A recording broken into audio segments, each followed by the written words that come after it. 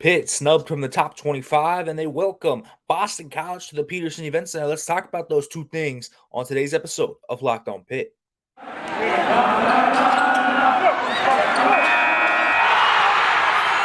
You are Locked On Pitt, your daily podcast on the Pittsburgh Panthers, part of the Locked On Podcast Network, your team every day.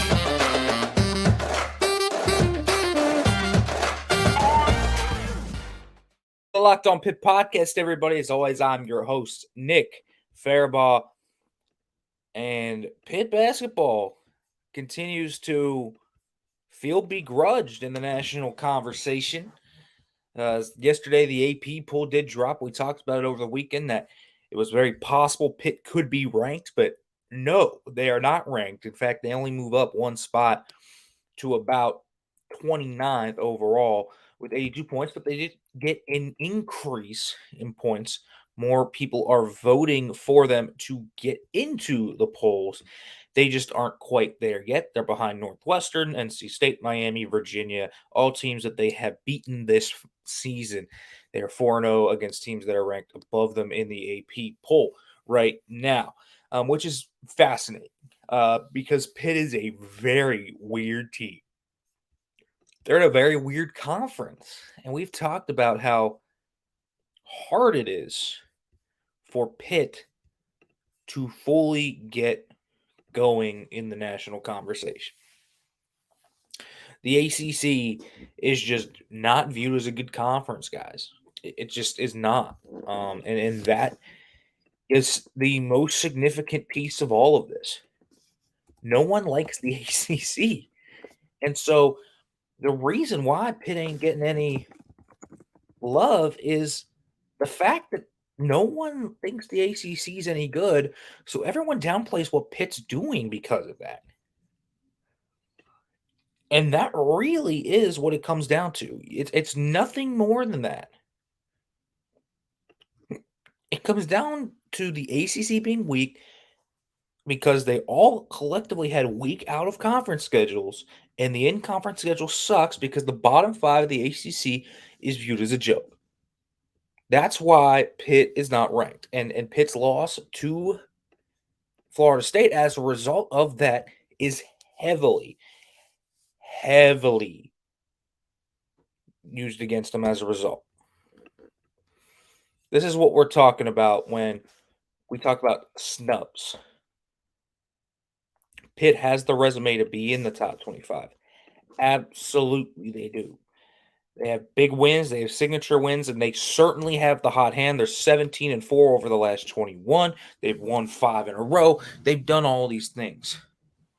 But people still don't think the ACC is good. And that's really what it comes down to. At some point,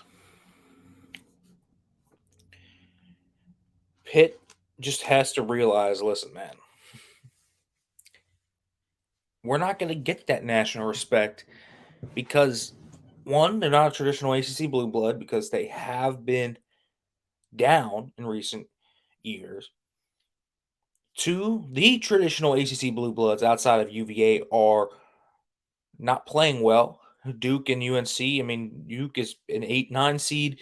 UNC is on the bubble. And then three, you have all these non-traditional teams kind of floating to the top, like an NC State, and of course Pitt right now leading the ACC along with Virginia. And so there's two ways you could react to this. One, you could get really angry at something that really doesn't matter that much. I'm going to be real with you. The AP poll is not like football. It doesn't really matter if you're in the top 25. Sure, is it nice to be respected and you feel like you're getting that respect? Yeah. Maybe it makes you feel just a little bit better about feeling that you might have something in the NCAA tournament standings. But even that isn't true. There have been top 25 teams that are on the bubble and maybe don't make it. That's been very true before. So really, all you're doing is you're fighting for status points, which is cool for a Pitt team that probably could use some after the years of bad PR because they were so bad. But really, what they just need to keep focusing on is winning and winning. Because as I said, you look at this team and you say, well, this is why they lose. This is why they haven't won all these games. Well, it was, first of all, a tough start to the year. They just started out really bad. The blowouts of West Virginia and Michigan, the loss to VCU, those three games still are killing them. The loss to Vanderbilt on the road, another one. The loss to Florida State, though, recently is going to hurt them there. And so, really, when we're talking about them, needing to avoid these bad losses, they need to. And they can use this as fuel. I think that's the best way to approach this. Okay, you're not in the top 25, even though you have a top 25 resume.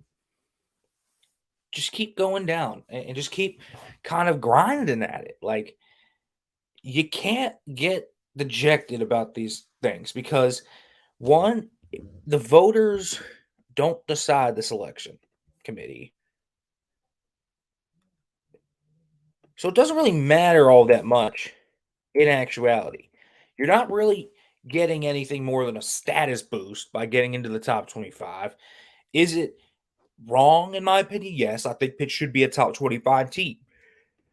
But it's hard to care about it when the AP top 25 pool doesn't really have that much of a direct, response to what you actually have in your seating. So it's just tough to get riled up about it, for me at least. And so they keep winning, they'll get there. That's really what I have to say at this point. You put the chip on their shoulder. I think that's how they need to do this. Jeff Capel needs to put this on the bulletin board and use it. Like, you guys are leading the ACC and you're still not ranked. Like, these guys do not respect you still. You're not getting national respect.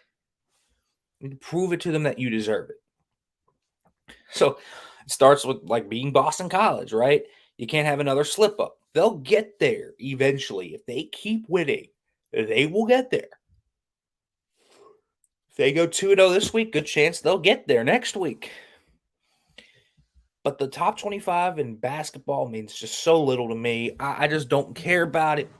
The ranking is so flawed. There are so many flaws I can look at for this poll.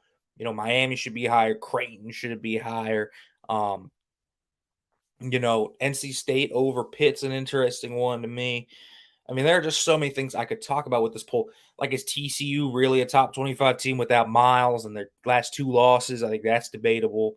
I mean, there's so much that you can just dive into with this kind of system right now. But in the end, man, it just doesn't matter enough for me to get riled up about it. I care more about the seeding. I care more about kind of where Pitt's at right now in that respect. Now, this could show you that maybe Pitt's closer to the bubble. Maybe they're not an 8 or a 7 seed. Maybe they're more like a 9 or a 10, which means a big loss wouldn't be preferable. And I have strong said that. Just win the games you want to. Just win the games you need to in your favorite, and you'll make the tournament if you're Pitt. So don't lose to Boston College. Don't lose to Georgia Tech. Don't lose to Notre Dame. Just don't lose those 3 games, and you should be pretty good. So really, that's all I would care about if I'm Pitt right now. But they want to get in the top 25, man. They're going to be disrespected. They're in the ACC. Everybody hates the ACC this year, and I think it's just something that we just got to kind of take in stride at that. But I do want to talk about Pitt's NCAA standing, and then let's talk about this Boston College game, and let me get you kind of ready for this game at 9 o'clock today. First, folks, I want to let you know about Built Bar, because if you're looking for a delicious treat, but you don't want all those fat and calories, you got to try Built Bar, because, folks, with Built, healthy is actually tasty, and seriously, they're so delicious. You don't even think they're good for you. It can help you get healthy when you want to. What makes Built Bar so good, you ask? Well, for starters, they're all covered in 100% real chocolate, and yet they have all of the health benefits you could need. Only 130 calories and 4 grams of sugar with a whopping 17 grams of protein. While tasting like a candy bar, you have all that good flavor while still getting all the health benefits you may want. You can order on Built.com right now to get your Built Bars, but you don't have to wait anymore and get them online if you don't want to. You can get them at your local Walmart or Sam's Club. So head to your nearest Walmart. In the pharmacy section, they should be there. You can get your own Built Bars. You can get a 4-bar box of cookies and cream, double chocolate, coconut puffs, or more. Or if you're close to a Sam's Club, run in and get yourself a 13 bar box of brownie batter and churro. You can thank me later for all that. Make sure to check it out at built.com. All right, folks, let's talk about Pitt's NCAA standing, because I think that could be an indicative takeaway of this.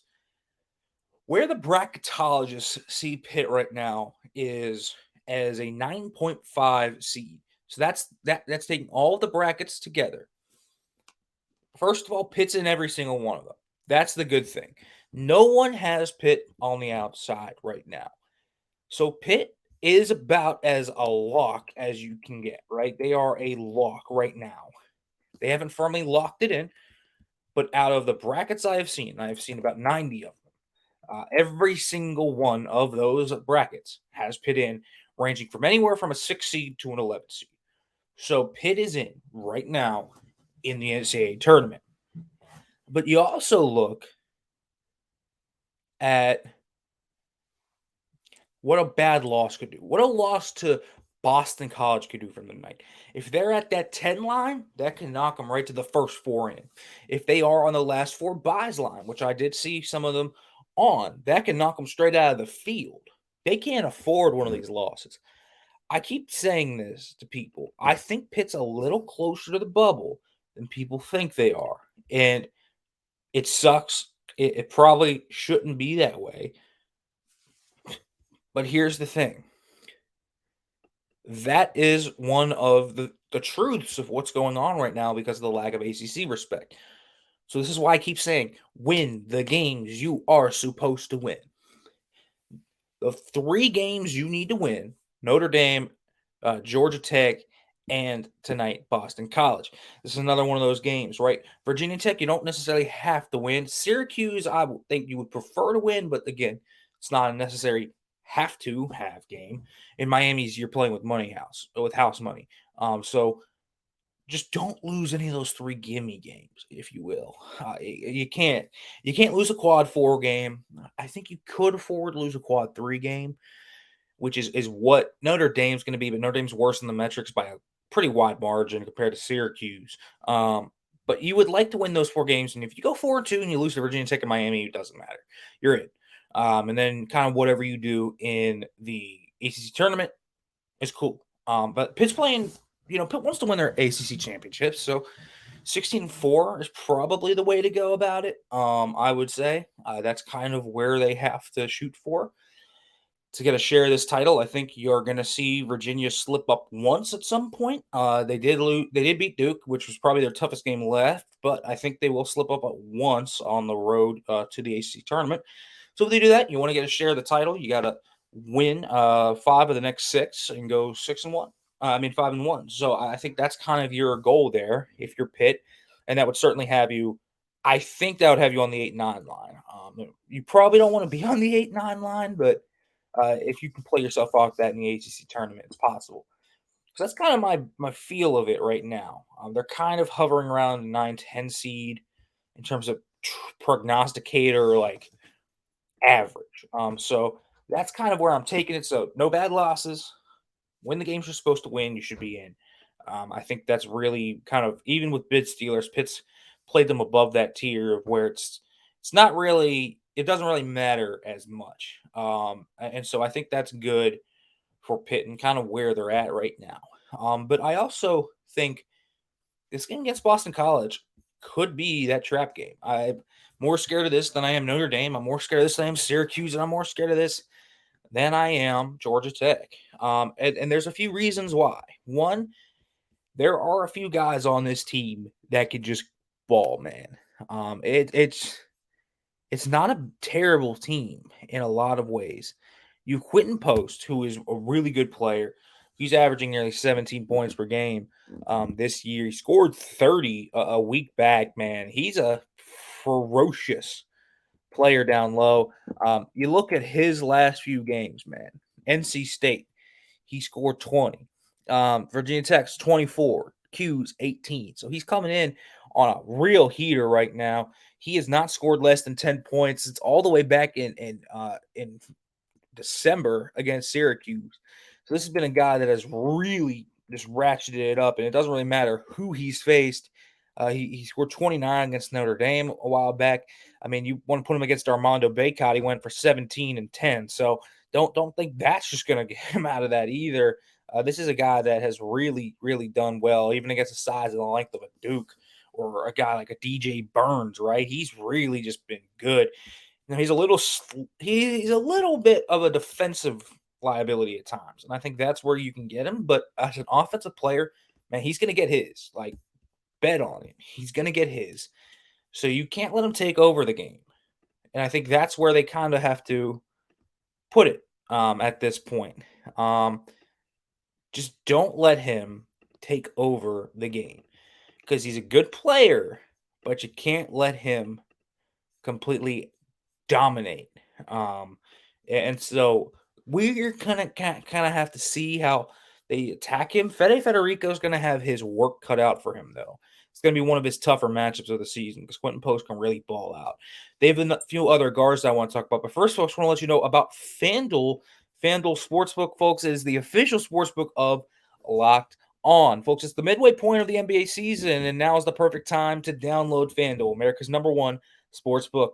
New customers get a no sweat first bet of up to $1,000. That's bonus bets back if your first bet does not win. So just download the FanDuel Sportsbook app. It's safe, secure, and super easy to use. Folks, you can bet on everything from the money line to point scores or threes drained. So think about this. FanDuel tonight, it's not an NBA bet, but it's a Pitt bet. 9.5 for Pitt. You like that? Or do you like something else a little bit more where maybe you think Boston College will cover? It depends. But FanDuel even lets you combine your bets for a bigger chance at a payout for the same game parlay. So you don't need to miss your chance on your no sweat first bet of up to $1,000 in bonus bets when you go to FanDuel.com/locked on. That's FanDuel.com/locked on to learn more. Make every moment more with FanDuel, an official sports betting partner of the NBA. All right, folks. Let's talk about these guards on BC because some of these guys, man, I think do have potential to kind of hit you where you maybe don't want to. And the thing about Post is, by the way, he can shoot the three. He's a 42% three-point shooter. So this is a guy that has a lot going for him at 7 foot. He's real special. He's got that European flavor to him. He's a good player. But Mekhi Ashton Langford and Jaden Zachary are also guys that you have to worry about, along with DeMar Langford. The Langford bros, man, can play. They're long. You look at Mekhi Ashton Langford, he's 6'3", but he's long. DeMar, little bigger in terms of his true size and length. And then Zachary's kind of this small 6'2" guy that's real quick and can really just dish the ball around the yard. So this is a team that doesn't shoot the three super well. They only shoot about 31% as a group. But they can get to the post and they can get into the lane with their quickness and athleticism. And that's where Pitt has to make sure they don't let this team just beat them, because that can get dangerous if you let them start to penetrate and then just get to the rack real easily. That's where Boston College can really start to hurt you if you're Pitt. And Pitt can't allow that to happen. It straight up just can't. Pitt is a better team here.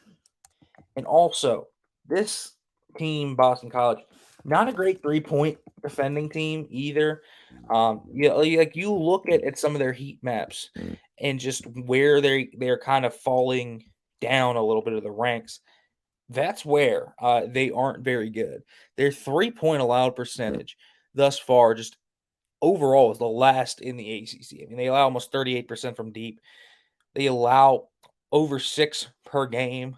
And you look at kind of how many they allow per game in terms of just attempts, 18. So even teams that aren't really obviously just going 4 3-pointers end up shooting a lot and making them. They allowed 15 in their last game out. I mean, this is a team that really struggles with perimeter D.